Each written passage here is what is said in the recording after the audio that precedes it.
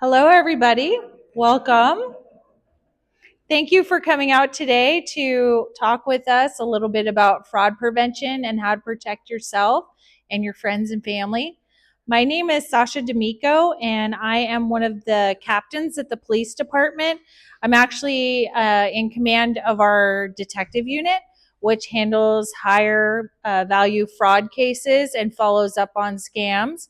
And so I'm here today to hopefully prevent you from ever having to talk with a detective about something like this happening to you.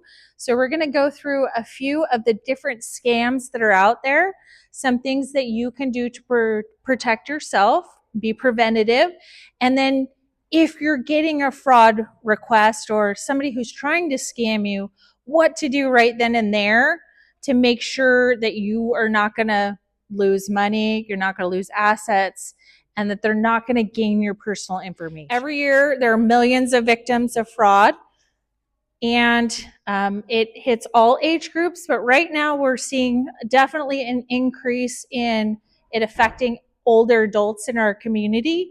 And that's one of the reasons why we're doing this outreach work right now. So we're going to give you some ways to recognize common types of scams and ways to protect yourself.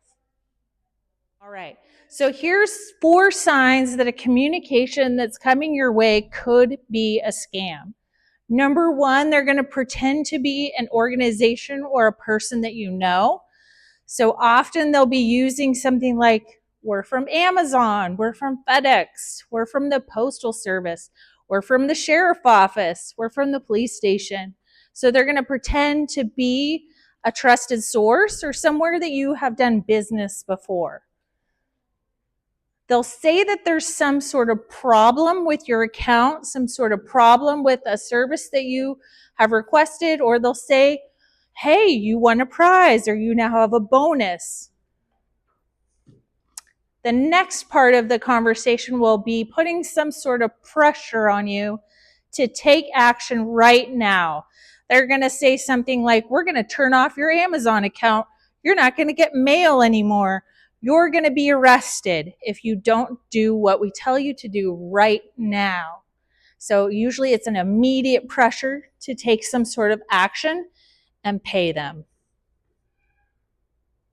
Okay.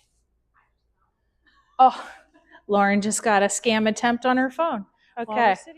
So here's one that almost got me, and I actually had to call my bank, and I had to change my debit card because they almost got me. So this comes in as a text message on your phone, and I was expecting a package for my husband. It was for his 50th birthday. And so I'm like, I can't screw this up. This is really important to him. And so the timing of when I received this scam attempt kind of put more pressure on myself. But they're saying your package can't be delivered and that we need more information from you to deliver your package. They're really trying to get you to click the link that's in the text message, and then they're going to request a whole bunch of personal information from you, and that personal information will enable them to steal your money.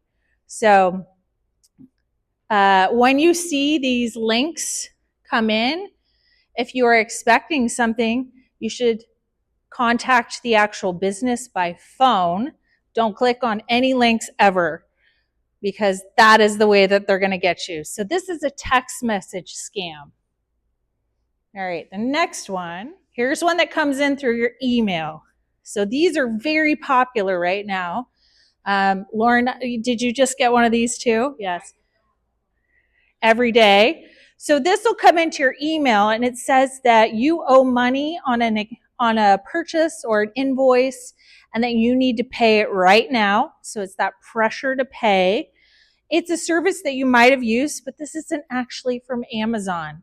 This is somebody who's hijacked the way that Amazon's emails looked and created an email account that sort of looks like it could be from Amazon, but it's not from them at all. You could have ordered something from Amazon, so you might have been expecting to get an email. But they do this because it puts pressure on you to give them payment or to provide them with personal information that then could get them into your bank account. So very tricky ways that these people are committing scams or frauds, and they're doing it in a way that you would think is a legitimate business. Here is a different one. So this can start either from an email or it can start from a text message. You might get a random text message that says, "Hi." And then you're like, "Who is this? Who is texting me? I don't know this number." And then they start a conversation with you and work their way into trying to be your friend or trying to start a romance with you. And then when you feel like you might know this person, they use the trust that and maybe you've never talked to them in person, most likely never. You might actually get a phone call from them. They'll tell you a sob story about something bad happening in their life, like their car broke down, and they just need a few $100s to pay the mechanic. So can you send them money? And this will continue. They'll continue to send you messages.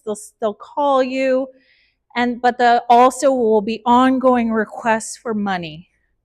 And a lot of times these are really hard because you feel like you know the person and that you have a relationship, but that's all a part of the con. It's all a part of the scam.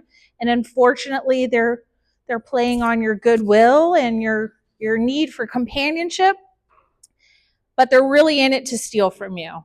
So this one is very hard, and sometimes it's very hard to convince your friends or your family members that this is not a real person. And sometimes it's almost to the point where you need to do things to help protect them and the assets that they do have left. But this is one of the trickiest ones to convince somebody that they are being scammed, because you feel like, if I believed all of this, maybe there's something wrong with me. No, this is a very sophisticated criminal, and they're doing these things to take your money. Okay. So this one, we have had this one here in Novato, and you receive an unexpected call, and it's usually saying, Grandma, I've been arrested in Mexico. I'm in jail. I need bail money. And hopefully, if you answer the phone and you are a grandmother, you do not say your grandchild's name, because if you do, then they'll say, "Oh yeah, I'm Caitlin, and I'm the one who's in jail, and I really need you to bail out money. I need you to send it in this way right now, Grandma, or they're gonna transfer me to another prison here in Mexico, and I don't know." And perhaps you do have a granddaughter, but do not do anything with this caller. This is the best one to, hang up or call on another line. And if you are really concerned about your grandchild, go call them up or call their parent. Say, "Where are you? What is going on?" Because oftentimes, they're not in trouble. They're not in Mexico needing bail money, but they're creating this sense of pressure and feelings of anxiety and fear for your family member, and you wanting to do something to help them. And they usually ask a very weird way to pay it. Like, they're not going to say, "Go to the bank and transfer money to me to this account." They'll say, "Go to 7-Eleven, buy these green dot cards, and then, which are like money cards or cash cards, and then send me pictures or tell me all the numbers that are on the back of the cards." Those are not traceable. So they're trying to find ways for you to get your money, while also freaking you out about something that could be happening to your family members. And they're often telling you, same as in the relationship scam, don't tell anybody in your family because this could cause more harm to anyone else, or this isn't something you should share with others. They're trying to get you to keep it a secret. All right, so here's our best advice for what to do if you have any inkling that this could be a scam. Stop. Don't take any action at all on what they're telling you to do. This is really a time where you need to check in with somebody else. That's actually how I figured it out for myself when I had one of those delivery scams. I'm like, I don't know, this doesn't quite seem right. I talked to someone else. They're like, "Yeah, that sounds totally wrong. You should probably call your bank." So That's what I did, made sure I didn't lose any money. But the first step is always stop what you're doing. Do not take any action on what they're telling you to do, and talk to somebody you trust. So call a family member that you know is a little bit tech savvy, run it by them. Tell them what the person is telling you and what they think about it. If you don't have a trusted family member, call your bank and talk to their customer service person. They are experts at fraud detection and how to protect your money. Call your bank and ask them.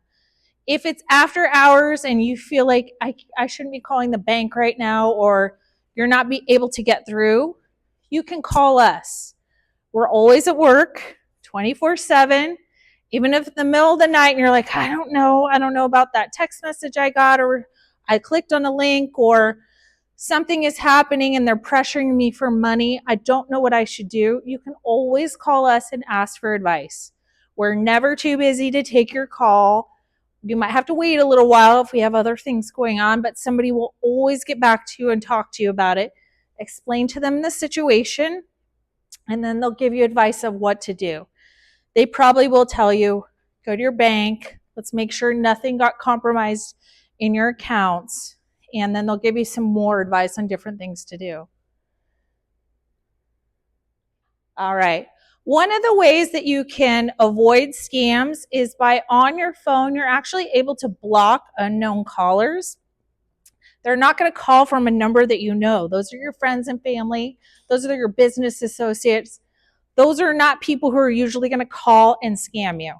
So don't give your personal or financial information out to anyone in any format unless you are doing a business transaction. Don't respond to requests over email or text message for any type of personal information.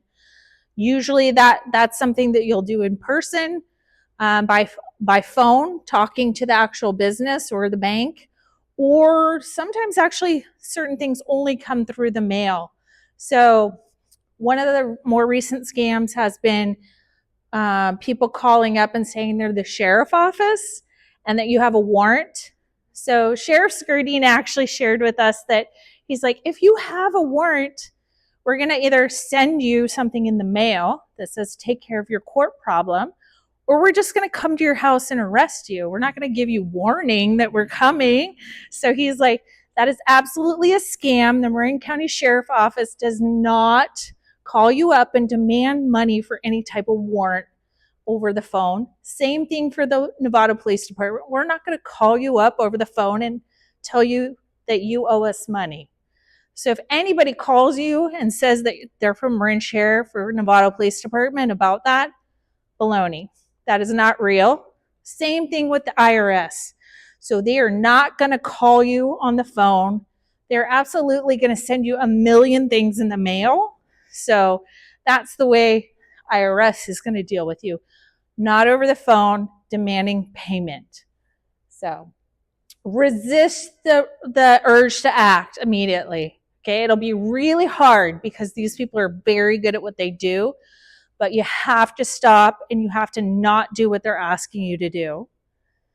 That's exactly when they're going to try to get you to pay. So don't buy into the scam. All right. So if you have an iPhone, this is actually the way to filter your unwanted calls. So you're going to go into some of the settings on your phone. And right here is one of the settings. It's called Silence Unknown Callers. And you're going to want to just activate it. So you click on it and it will make sure that you're not getting calls from phone numbers that you don't know. And you can do the same thing for messages so that you don't get messages from people that you don't know. And if you guys want some help with that after this presentation, Lauren and I can help you with that. Here are a couple ways to report fraud. You can report it to us by telephone, or if you want to, you can do it on an online report to the police department, and then we'll follow up with you on that. The Federal Trade Commission also tracks fraud attempts. or anyone who loses money from fraud. So that's another way to report fraud. This is something that I recommend when I was looking up different resources for people to prevent you from becoming a victim of a crime of fraud. AARP actually has a very robust amount of information on their website, and they also have something where you can sign up for alerts, which gives you like a little newsletter in your email that tells you what is the newest scam that's out there, how to protect yourself, what to be aware of. The more educated you are about this, the less likely you are to become a victim of fraud. And so I highly recommend this. I didn't know about it before I started researching this, but it can be very helpful. This is another source to reach out and ask questions. So if you're not sure if what just happened could have been a fraud attempt or a scam, you can call their toll-free number as well, and they will give you advice. They might tell you, call the police, call your bank, or some other great advice about how to protect yourself. But I don't think you actually have to be a member to see a lot of the information. So there's quite a bit that's for free on their website.